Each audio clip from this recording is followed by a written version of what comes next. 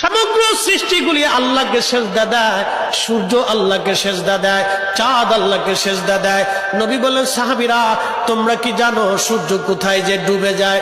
সাহাবীরা বলেন, আল্লাহু রাসূলু আলাম, আল্লাহ জানে এবং নবী ভালো জানে।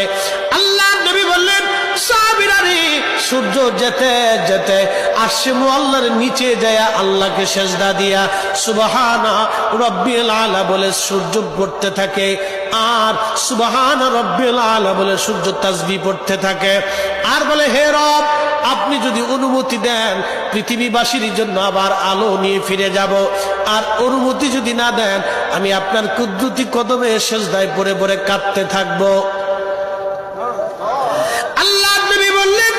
সূর্য থেকে আমার রব অনুমতি দেওয়ার কারণে সকালবেলা তোমরা সূর্যের আলো পাও।